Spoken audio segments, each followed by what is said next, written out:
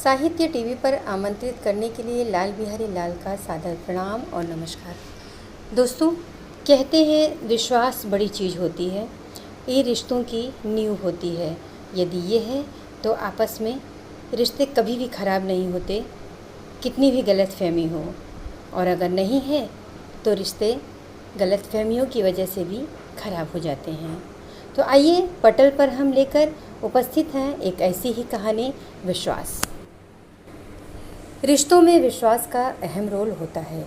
यदि ये है तो तमाम गलतफहमियां, मनमुटाव, चुगलखोरी एक तरफ और लगाव एक तरफ हो जाता है और बीच में आए सारे भ्रम बवंडर की तरह आके चले जाते हैं। फिर एक वक्त ऐसा आता है कि लगने लगता है सचमुच विश्वास जीत गया। बस धैर्य और साहस से काम लेना होता है।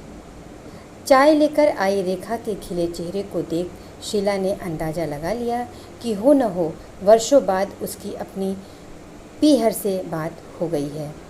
तभी थोड़ी बदली बदली सी लग रही। हुआ यूँ कि कुछ गलतफहमियों के शिकार हुए भाई ने दूरी बना ली थी, जो कि इसे अखरा बहुत। और अखरने वाली बात ही है कि जिसकी सुबह ही भाई और माँ के नाम से होती हो और रात मीठी नींद का कारण भी वही हो, भला उनसे दूर कैसे रहती। पर अचानक आए गलतफहमियों ने उन दोनों के रिश्ते को तहस नहस करके रख दिया, जिसे वो सब कुछ अस्त व्यस्त तो हो गया, बर्दाश्त न कर सकी। पर इसके अलावा कोई चारा भी नहीं था।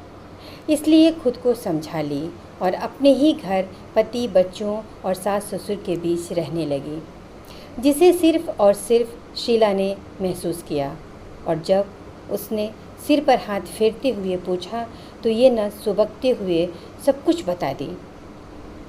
इस पर उन्होंने बस इतना ही कहा, सुनो, परेशान न हो, सब कुछ समय पे छोड़ दो, वक्त आने पे सब ठीक हो जाएगा। और यही काम तुम भी करो। हालांकि तुम्हारे लिए बहुत कठिन है, पर मेरी मानो तो कुछ समय के लिए छोड़ दो, एक दिन सब अपने आप सही हो जाएगा। बस इसके लिए सब्र रखना होगा। और रेखा ने मुश्किल से इस उम्मीद के साथ कि गलतफहमियों के बादल छटेंगे और हम एक होंगे, खुद को समझाते हुए सासू माँ की बात मान चुप बैठ गई। फिर वर्षों बाद आदित्य भाई का फ़ोन आया तो वो फूट फूट कर रो पड़ी और फ़ोन नहीं उठाया। जो इसका फ़ोन नहीं उठा तो उसने उसकी सासू माँ को फ़ोन किया। इस पर उन्होंने कहा, हाँ बेटा बताओ। तो उसने हाल चाल पूछा, साथ ही रेखा का फ़ोन न उठने की बात की। तो उन्होंने कहा, बेटा सालों से तुमने फ़ोन नहीं किया ना, इसीलिए मखा गई है, उठाएगी, दोबारा फ़ोन करके देख लो। इस पर आदित्य सन्न रह गया कि क्या माँ को भी पता है। और उसने कहा, तो क्या? हाँ, मुझे भी पता है। इस पर मैंने ही उसे समझाया कि गलतफहमियों के बादल जब छटेंगे सब अपने आप ठीक हो जाएगा, परेशान मत हो, धीरज से काम लो। एक दिन उसे अपनी गलती का पश्चाताप खुद होगा और वो फ़ोन करेगा। और देखो, आज तुमने फ़ोन कर ही लिया। बेटा, बहन है तुम्हारी, ये सब तो होता ही रहता है, सब ठीक हो जाएगा, परेशान मत हो, विश्वास रखो।